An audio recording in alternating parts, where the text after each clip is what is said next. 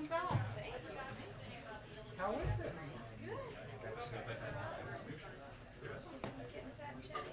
That's okay. How are you sleeping?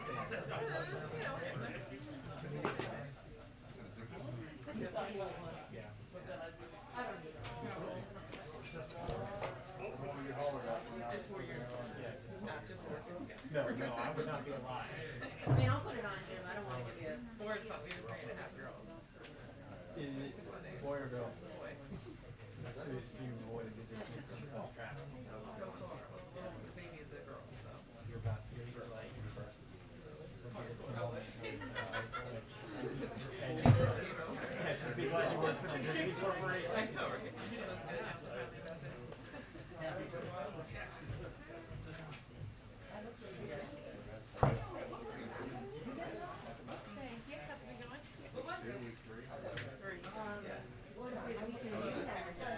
Good stuff. We're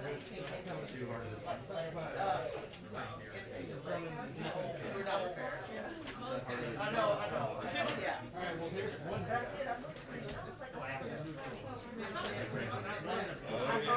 Thanks for remembering it really easy.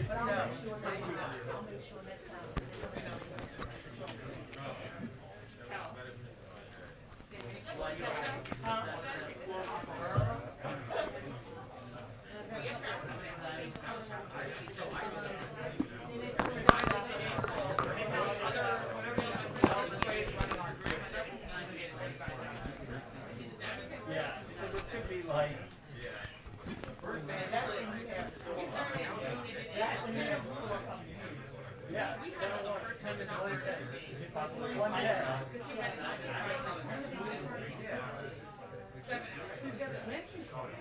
7 hours.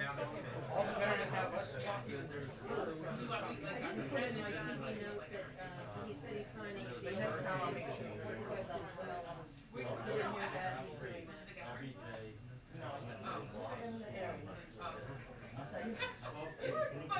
I'm very quick.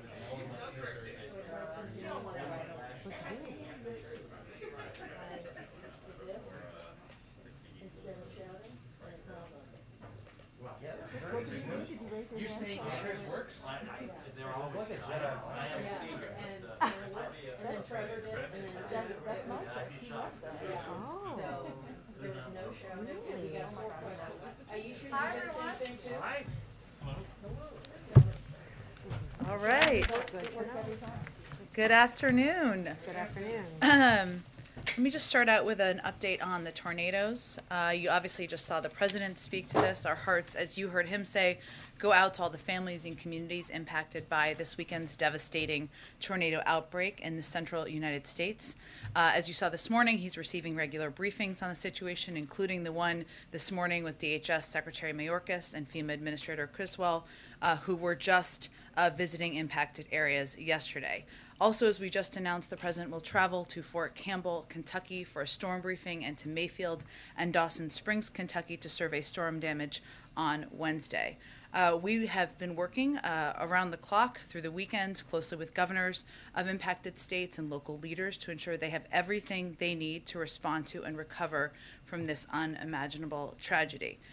Tragically, we are seeing fatalities across 5 different states, with Kentucky, of course, being the hardest hit.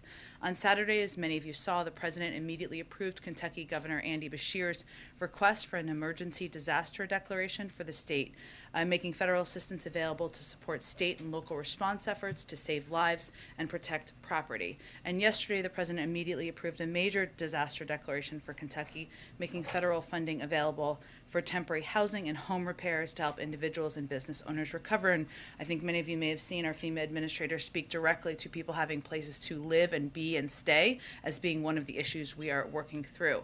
Disaster survivors can apply at www.disasterassistance.gov or call 1-800-621-FEMA to get help. The President's action also makes federal funding available to the state and eligible local governments and nonprofit organizations for emergency work. Damage assessments are, of course, continuing through the impacted region, and the President stands ready to provide additional assistance as needed. He also directed FEMA to lean forward with a proactive response, and the agency has done just that, which means it requires governors requesting assistance in order to get it, but he wants our teams to be very engaged proactively about what the needs may be and make sure they have the information necessary to apply if warranted. Yesterday, as I noted, the Secretary of Homeland Security and the FEMA administration and FEMA administrator were in Kentucky just one day after the tornado subsided to meet with the governor and other state and local officials. FEMA has also rapidly deployed urban search and rescue teams, incident management assistant teams, and mobile communication operations vehicles to assist response and coordination efforts, and has sent dozens of generators, 30,000 meals, 90,000 bottles of water, 4,500 blankets, 2,100 cots, and other critical commodities to Kentucky to help families in need. And as you've heard the President say a number of times, he's committed to meeting whatever the needs are in these communities. Also wanted to note that today the President will sign an executive order that will help promote fiscal stewardship by improving the way our government delivers everyday services to the American people. It outlines more than 30 specific agency actions that will make it easier and simpler for people to access government services and benefits. Things like making Social Security benefits easier to access online so retirees don't have to go into offices if they don't want to, saving them time and big headaches at times. Using innovative technology to speed airport check-ins and reduce wait times, allowing Americans to renew their passports online instead of having to print forms and pay with a paper check or money order, and providing online tools that make it simpler to file your taxes. Also, you can update your address in there and not have to do it through repeated forms. I found that particularly exciting. The executive order also ensures agencies focus on the needs of the American people and spells out a process for agencies to continually improve their delivery of services. Last brief updates for all of you. The Vice President announced today the Biden-Harris administration's electric vehicle charging action plan that fast-tracks bipartisan infrastructure law investments during a visit to Brandywine Maintenance Facility in Brandywine, Maryland. The electric vehicle charging action plan moves forward the implementation of the bipartisan infrastructure law, establishing a joint electric vehicles office between the Department of Energy and Transportation, issuing guidance and standards for states, and ensuring consultations with diverse stakeholders, including manufacturers, governments, equity and environmental justice groups, civil rights groups, and tribal communities. Also today, as a part of her role in addressing the root causes of migration from Central America, the Vice President will announce during a roundtable with CEOs that new private sector investments in Central America now total over $1.2 billion. These commitments are in response to the Vice President's call to action launched in May for businesses and social enterprises to make new, significant commitments to sustainably address the root causes of migration. And as a reminder, Wednesday, December 15th is the last date to sign up for health care coverage and have it kick in by January 1st. Thanks to the administration's unprecedented outreach campaigns and investment from the American Rescue Plan, nearly 4.6 million Americans have already signed up for ACA coverage since November 1st. 4 out of 5 customers can find a plan for under $10 a month. I'd also like to note members of the team, the research team are here, and members of the secretary team are here as well. So thank you for all of your work. Hardest working people in the building, some of them. Why don't you kick us off? Well, I don't want to, not them, I mean some of the hardest working people in the building. As I was saying that, I was thinking there are other hard working people in the building. That was happening in my mind there. Thanks for joining with me, Ed. Okay, Josh. Thanks, Jen. Just one quick logistics question. Are we still doing the executive order gather in like 10 minutes? Or are we I believe it is back? 1:25, and so we have a little bit of time, but we will keep you updated as that happens, but I believe it's 30 minutes from now. Okay, great. 2 quick things. One, child tax credit payments go out this Wednesday.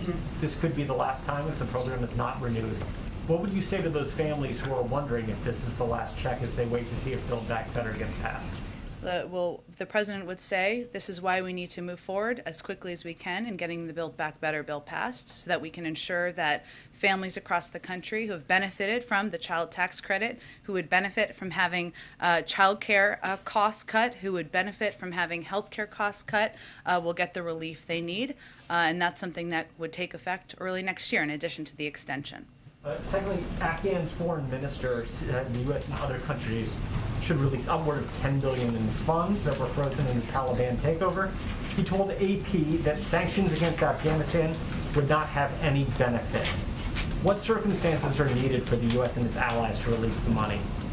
Well, I think what he's referring to is the status of the reserves. And the reserves remain inaccessible to the Taliban, I think, as many of you know. But let me outline for you why that is.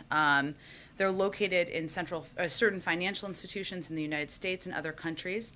And these institutions have put in place a common risk mitigation strategy when countries that hold funds in those institutions face considerable uncertainty. There are a number of reasons why these reserves remain inaccessible. And I'll note first, though, Josh, that of course this is a very complicated issue and we're continually reviewing thoughtfully and in coordination with allies and partners.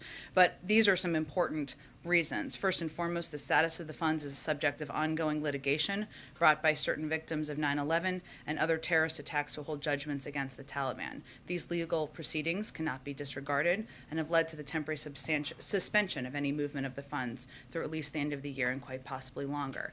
Second, the United States continues to face difficult fundamental questions about how it might be able to make reserve funds available to directly benefit the people of Afghanistan while ensuring that the funds do not benefit the Taliban. And obviously our objective as one of the world's biggest providers of humanitarian assistance is to get that assistance directly to the people. It is difficult to determine how that would not go through, would not benefit the Taliban as it relates to these funds.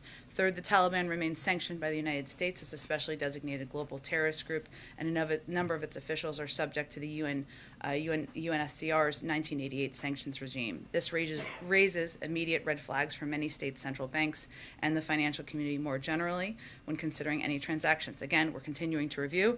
It's a very complicated and challenging issue, but that's the status and the reason why we have not, there is not any update on that at this point in time. Go ahead, Trevor. Jen, I just wanted to talk a little bit about the Manchin meeting. Sure. What is the president's message to the senator?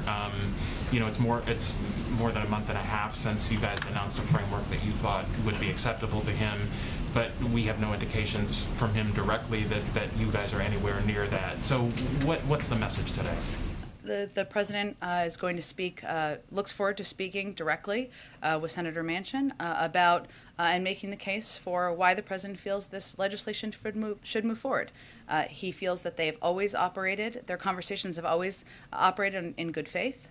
And he expects this to follow that same approach. I would note that Senator Manchin has been in touch over the course of the last several weeks closely with senior members of the White House staff, and we expect this just to be a continuation of that conversation. And do you have a sense for where the sticking points are at this point? I'll let Senator Manchin speak for himself. And again, the president looks forward to communicating directly with him this afternoon. Okay, separate issue. I just wanted to ask you about the January 6th committee. Sure. They released a lot of data over the weekend, basically showing some information about Mark Meadows and the use of the National Guard after January 6th. Just any reaction to that at all, and potential politicization of the National Guard, or anything about the vote on holding him in contempt this week? Well, I would just reiterate that, as the president has said, January 6th was one of the darkest moments in our country's history. And there's no question that this investigation is vitally important to get to the bottom of what happened that day and prevent it from ever happening again. And as you know, as we've made decisions regarding requests for executive privilege, the president, our team have made them through the prism of the unique moment, the dark day in history that January 6th was. So we are very supportive in the work of the Select Committee and obviously the work of Congress to get to the bottom of what happened here. I would also just reiterate that the president has the utmost respect for the men and women who serve in our military and confidence in the armed forces leadership, and this investigation is, of course, critical to providing a full understanding of what happened to prevent it from happening again. In terms of the timing of the Build Back Better agenda, does the president think it's better now to take a pause here, and it really is just a week and a half or so before Christmas, next year to have a bigger discussion on this? Or what is his view of Senator Schumer's, still hope, which seems fleeting at this point, to get this done by Christmas? Well, Leader Schumer continues to press forward with getting this done, making progress in advance of Christmas, and we're fully supportive of that. But if it goes into the new year, does the president believe that that would be better to preserve this agenda? I mean, Senator Manchin this morning is saying that he has serious reservations about this and believes it essentially needs to go back to the drawing board in some respects. Well, I'm of course not going to speak for Senator Manchin. I know you're not asking me to do that, but we're continuing to support Leader Schumer's effort to move this forward, and we are going to continue to play a constructive role in that. What else can the White House do to make the case that this will not impact inflation? That seems to be a big concern of Senator Manchin's and, of course, others. Well, what we've been trying to do, and I'm sure the president, if this is part of what Senator Manchin would like to discuss, will make this case directly as well. That is to highlight the fact that it's not just us, but it is a range of economists. It's 17 Nobel laureates who have conveyed this will help address inflation over the long term. And that when we talk about inflation, and this may be the way that the president and Senator Manchin can discuss this in a more accessible and human way, it's about how we lower costs for the American people and people who are looking at their budgets for next year, maybe the first quarter of next year or the first half of next year, and they're trying to figure out how to pay for childcare, and they're trying to figure out how to make sure they can put food on the table. And this Build Back Better plan will help lower costs for people across the country. That is fundamentally what it will do. So we will continue to make that case publicly and privately to Senator Manchin as well. And one more on the Manchin conversation. You said the president's going to be making his argument directly as the argument he has been making over the last several weeks. It seems, based on what the senator said this morning, that he's pretty unmoved in his positions right now. So where do you see signs of potential movement here, or is the president bringing anything new to the negotiating table today? I wouldn't see this as a negotiating table as much as a conversation between two people who have been in public life for some time and have had good faith discussions directly, and this is just a continuation of that. Given that, and given on the issue of the child tax credit, it does seem likely that this 20th deadline may come and go. Is there anything that the White House can do to provide some relief for these families, or anything that can be done if, in fact, these payments are halted? Well, clearly the president wants to see the child tax credit extended. That's why he proposed in this package. And clearly that's why a number of members of the Senate want to get this done as soon as possible. The president supports that. We, of course, need 50 votes in order to do that. So we're continuing to work through the process of getting there. But if that deadline doesn't seem to be enough so far to get Manchin to come around, he's made clear he wants to get this right. It doesn't seem that he's in a rush necessarily to compromise, or he's not going to put a certain deadline on this. Doesn't it seem likely then that this isn't going to happen before the holiday? I don't think we're in a place to make that prediction from here, nor is anyone at this point in time. I mean, the president supports this package, of course, because it includes an extension of the child tax credit, but also because it will lower the cost of prescription drugs, of child care, of elder care, of housing, key components that are impacting people across this country. He thinks that's a pretty compelling case. The American public agrees. They like all of those components too, but he also understands how the legislative process works, and we're going to work that day by day. Go ahead. Would the White House be okay if congressional Democrats moved a standalone piece of legislation that extended those tax credits? We're not at that point right now. Right now, we're continuing to press to get Build Back Better through the Senate. Leader Schumer has advocated for that, and that's what we're working on at this moment. Over the weekend, when he first spoke about the storms, he was also asked about Ukraine and Russia. Is there an active plan to deploy American forces to Eastern Bloc NATO countries if Russia forays into Ukraine? He suggested that there was something like that in the works, and we're just seeking some clarification. Yeah, well, I appreciate you seeking clarification. I think as our national security advisor has touched on, and I don't think we've tried to hold back from, there are a number of NATO partner countries, of course, in Eastern Europe, Eastern flank countries, as you just referred to them. And what happened, if you look back post-2014, is a lot of these NATO partner countries were looking for reassurance. We're looking to plus up the presence there. We're looking for additional rotational deployments, and certainly that is on the table should Russia decide to invade Ukraine. I won't ask again about Build Back Better, but I did have You one. ask. Go ahead. Well, okay, then Try again. Well, there's another aspect of this Sure. where whether or not Democrats can include a work permit program for undocumented immigrants in the plan. Still waiting on the parliamentarians to make a decision, but there are members of the Democratic Party saying, ignore that and include some kind of pathway to citizenship in this legislation. Would the president support that? Well, I think what we're in the process we're in now, which you're very familiar with and others are, is we're waiting. The parliamentarian is doing her work in reviewing a number of the components that are currently in the package. We have to wait for that to complete itself. It's going to take a little bit more time, but that you can't put a bill on the floor before that process is complete. And there was another round of stories over the weekend about the political fate of the president and the vice president and who might run in 2024. And it quotes a lot of other Democrats or people who work for them. Mm-hmm. What is the White House's message to those Democrats? The White House's message is we're focused right now on what the American people elected the president to do just over a year ago, which is to get COVID under control, to put people back to work, and to help give people some breathing room. And we hope other people keep their focus on that as well. Should they knock it off? Is that speculation helpful? The president has every intention of running for re-election, so that's the other message for them. Go ahead. Thank you, Jen. You're not going to believe this. I have another question about Build Back Better. I'm ready. So the president says that the Build Back Better is not going to add a penny to the deficit. The CBO has this new score where they assume that social programs are going to be made permanent, and in that case it would add almost $3 trillion. So does that mean that President Biden will commit that these programs are not going to be made permanent? Well, first of all, what you're talking about here is a fake CBO score that is not based on the actual bill that anybody is voting on. This was a request by Senator Graham to score a bill that is not currently being debated.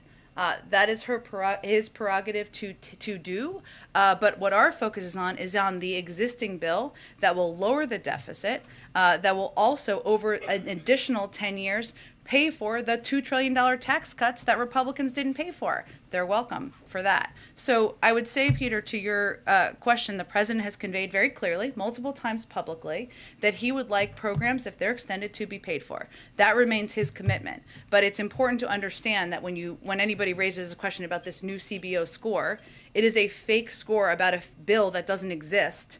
And we should really focus on the actual bill everybody's going to vote on and considering in Congress right now. Okay, another topic. Is Vice President Harris still in charge of addressing the root causes of migration from El Salvador, Honduras, and Guatemala?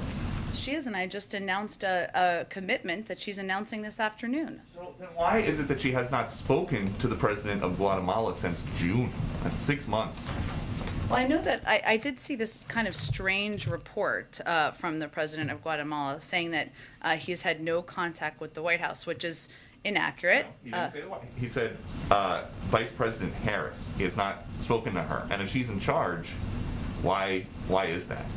Well, we have had a range of conversations, Peter, I think as reflected in our readout we put out last week with our national security advisor, with the vice president's national security advisor, with our NSC senior director, Juan Gonzalez. We put out an extensive readout of that just last week, and we'll continue that high level of engagement.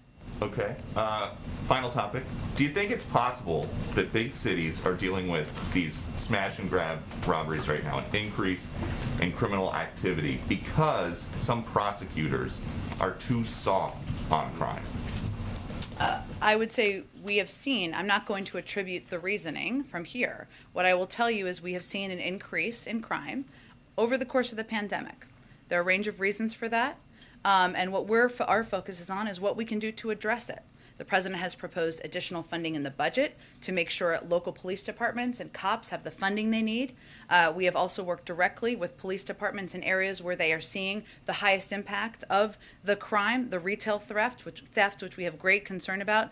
That's what our focus is on currently, is action and doing what we can to make sure the funding is out there to the communities that need it the most. But I guess, what good does it do if you're going to give police departments extra money if they arrest bad guys and they bring them to jail and then they're not prosecuted, they're just right back out on the streets? I think, Peter, what our focus is on is making sure that the local leaders, the police officers and departments who know what they need for these communities have the assistance and the funding they need. And that's what we're working around the clock on. So the final one would be, just in the last week, we saw a New York Post item about a pickpocket with more than 30 arrests back out on the street. We've seen an arsonist burn down a $500,000 Christmas tree in New York City. Back out on the streets. Does the president think that that's good governing? Again, I think I've spoken to the president's concerns about retail theft. If you have specific, and the actions we've taken for specific cases, I would point you to the local police departments or the Department of Justice. Go ahead, Kelly. On the Manchin conversation today, what's the format for that? You mentioned conversation, not meeting. Is this by phone, in person? What's the setup? It is a phone call. It is a phone call. So they will be conversing over the phone. And is that typically just the two of them, or would you have ledge affairs and others involved as well? It really depends on the conversation. They've had one-on-one conversations, and sometimes there's additional staff available in case there are follow-up questions. I can check and see if there's more details on that. And the president talked about going to Kentucky on Wednesday, but not having decided exactly where he's going. And we know that he doesn't want to interfere with things on the ground. Do you know what sort of visit he is looking for? He said he hasn't decided yet on where he wants to go. Do you know what sort of type of impact he wants to make by going in person? Sure. Well, he and he is very mindful, as you've heard him say a couple of times over the weekend. He does not want to pull resources away from the rescue and recovery efforts. So I think that was what was on his mind. We did finalize the travel and announce it was to Fort Campbell, Kentucky, for a storm briefing, and to Mayfield and Dawson Springs, Kentucky, to survey storm damage. And I would expect while he's there, he will receive an update from local authorities on what their needs are, see local elected officials and discuss in person with them and make sure they're getting what they need from the federal government. And I think as you've seen him do, Kelly, and I can't remember if you were on the trip, I think you were, when he went to the Northeast, he also wants to hear directly from people. And he wants to offer his support directly to them, people who have gone through over the last couple of days really incredible challenges, losing their home, losing loved ones, losing parts of their community that they've grown up with. And I think he wants to offer his support directly to them as well. So I would expect it's a combination of those pieces. Do you expect it to extend to Illinois at some point, or other states that have been hit by this, or is that to be determined? It certainly he remains open to that. It's to be determined, and I think this trip is being done given the vast impact of the storm damage in parts of Kentucky. Go ahead. Jen, the president has suggested he may have more to say on the filibuster. Does he have a view on this so-called carve-out to the filibuster rule as it pertains to voting rights? And do you think this may come up in his conversation with Senator Manchin? I know that they will be talking about a range of things, of legislative components, and of course Build Back Better is front and center to that.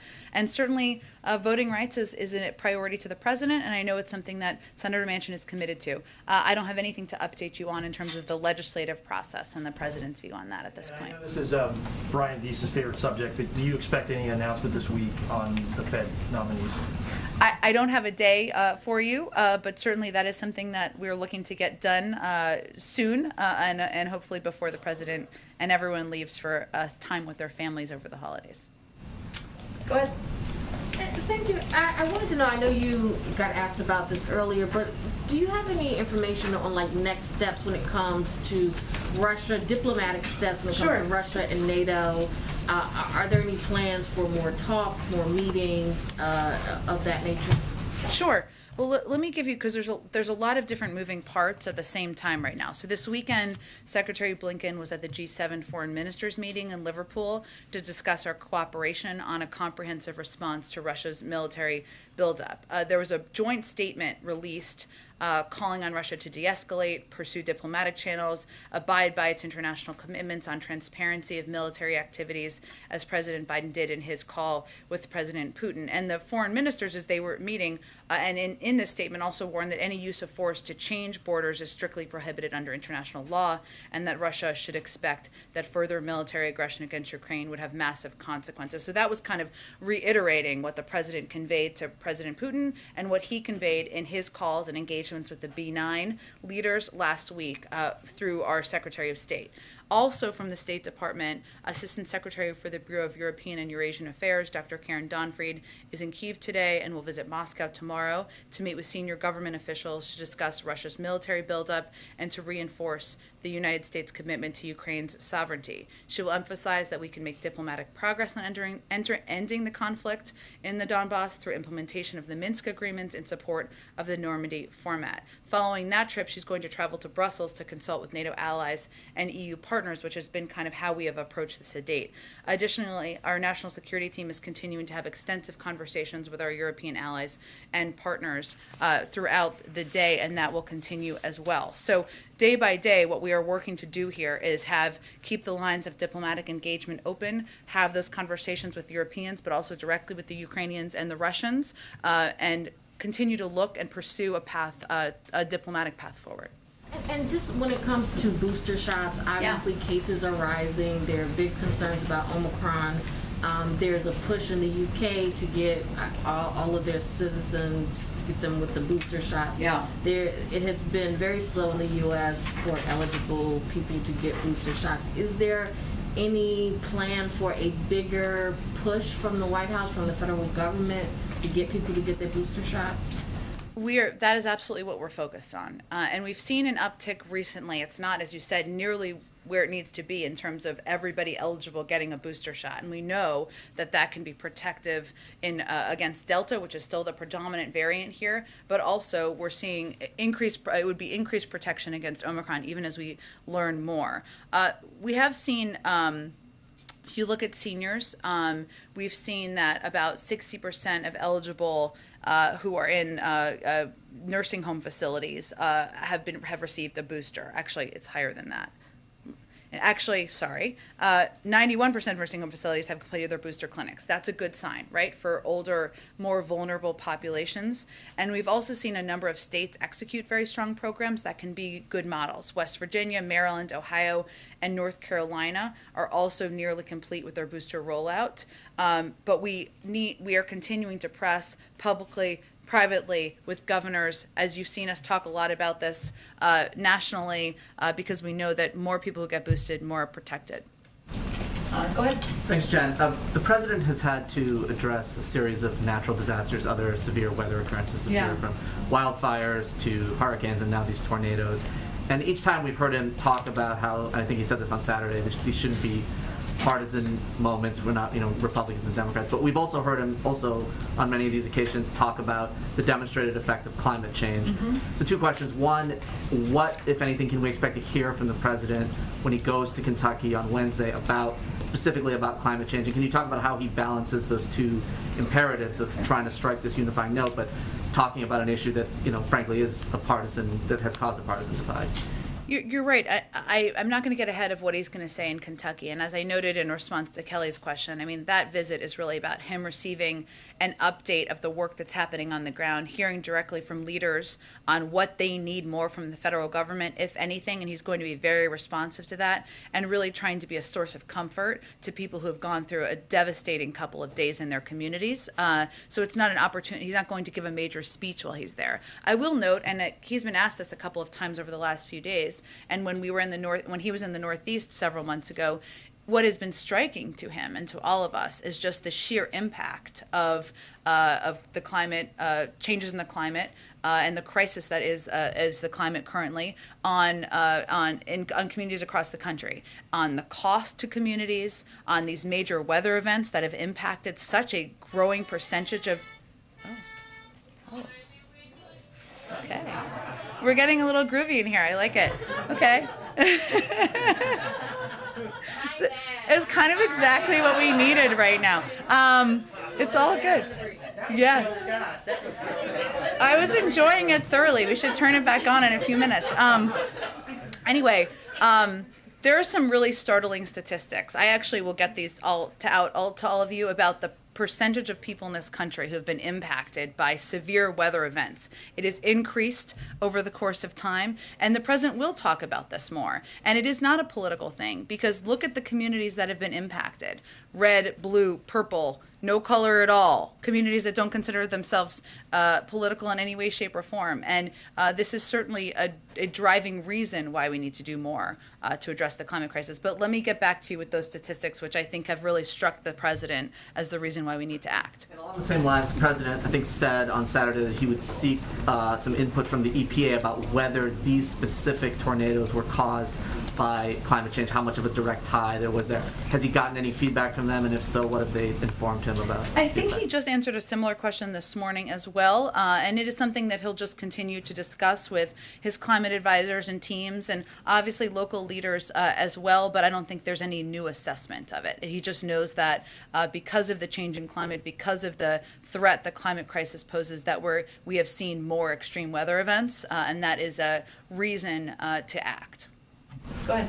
Have the White House economic team been in touch with Senator Manchin or his staff about his inflation concerns? And if so, can you tell us what exactly they have been telling the senator? We have been in regular contact with Senator Manchin from a range of officials from the White House, including members of our policy team, members of our legislative team, to address any questions that he may have. And without getting into private discussions, I can assure you that they have conveyed that acting now on Build Back Better, that inflation concerns, that's why we should act on Build Back Better now. They've, of course, cited the 17 Nobel laureates. They've cited how it will reduce costs. And a lot of the cases we've made publicly are also, the information that we've shared privately as well. And just to go back to one of the questions from the front row, if the Democrats in Congress were to pass a one-year extension of the child tax credit, would the president insist that be paid for and fully offset as a standalone? It's not currently being proposed or considered. The president has conveyed that he wants to see any extension of these programs paid for. That's his fundamental approach to legislating and policy making. But I'm not going to get into a hypothetical at this point in time. Okay, a last one here, and then we'll wrap it up. Okay, I have a couple quick ones for me, and then I'm the pooler, so it's one from someone else. Okay. So on this executive order that he's about to sign, what's the strategy to do this now, and can you give us any sense of a timeline, more specific timeline on implementing it, or any consequences that federal agencies would face if they don't follow through? Well, it's going to take 6 to 12 months to implement it. It's a priority for agencies, so it will depend. It's going to be implementation component. There'll be a little different, right, depending, and agencies will have a more direct and specific assessment about how long it will take, but some of this is getting programs or online systems up and running so that they can be implemented. And I would say that the reason to do it now is the president's someone who has been in government as vice president for 8 years, obviously 36 years in the Senate, and he's a firm believer we can always make government work more effectively and efficiently. Technology is a way to do that in many ways, to make it easier, simpler, more accessible for people, whether they're seniors who are trying to get their Social Security benefits or people just applying to renew their passport. And I'll tell you, I was very happy to hear that. So that's good news. So that's something that he has long been a believer in. It's something it took a little bit of work internally to make sure we had the systems in place to get it going. And then one quick other one from a colleague. The Canadian government wrote to Senate leadership and committee chairs last week to threaten retaliatory tariffs and potentially retracting certain USMCA dairy concessions if the EV tax credit in BBB is passed. What's the White House reaction to this, and has there been any discussion about extending eligibility to Canadian assembled vehicles and batteries for the same credits? I know we talked about this a little bit when the Prime Minister Trudeau was here just a couple of weeks ago. The president advocated for these tax credits because he wants to make it more affordable for the American people to purchase electric vehicles, and because he feels it's an area of a huge opportunity, an industry of huge opportunity for American automakers. We have a good working relationship with the Canadians. They had a good conversation about it, but I don't have any additional policy I would expect or changes to that. Sorry this was short today. Thank you, everybody. No.